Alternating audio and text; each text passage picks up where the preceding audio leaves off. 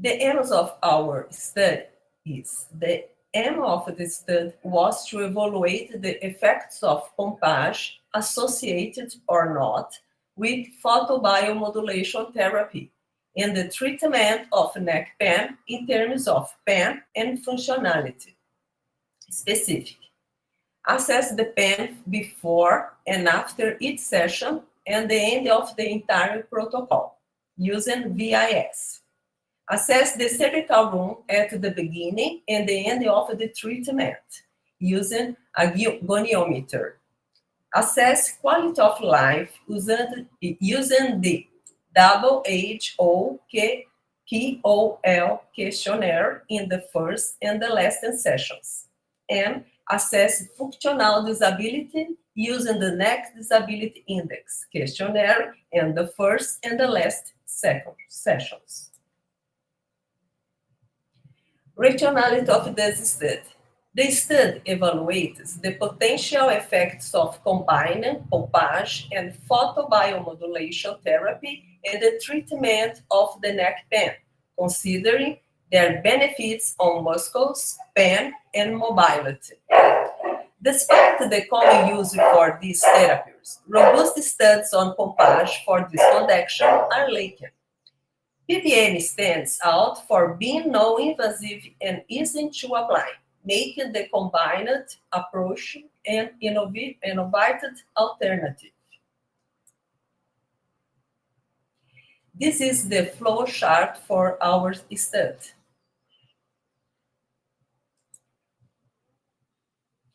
Methodology.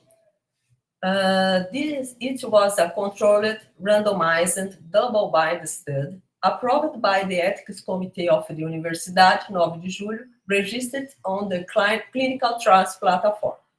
The inclusion criteria was age between 18 and 62 years, both sex, and no comorbidities. Exclusion criteria: presence of herniated or listhesis discs, rheumatic or degenerative diseases, undergoing orthodontic treatment or using bite plates, undergoing physical therapy, acupuncture, or massage in this area, starting or using painkillers or anti-inflammatories regularly during the study. This was the assessment instrument that we used. Visual analog scale, questionnaire for quality of life, and this for neck disability, and the goniometer.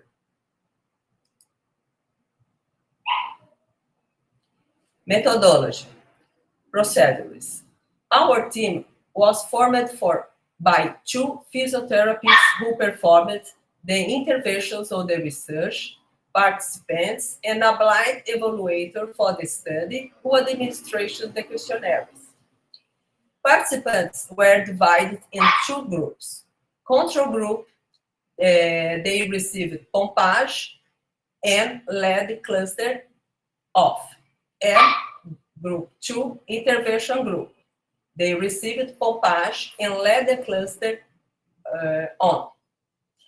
They received this treatment for 10 sessions and 2 times a week.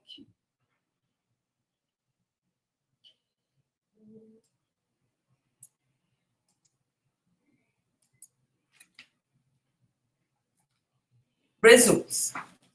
The pompage group showed a significant improvement in cervical extension and left lateral rotation room at the end of the treatment compared of the baseline. The pompage plus LED group did not show statistically significant difference, although many improvements were observed.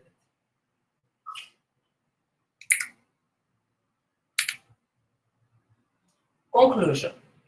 Pompage technique alone promoted significant gains in cervical room in patients with chronic non-specific neck pain, whereas the association of pompage and photobiomodulation did not show statistically significant results.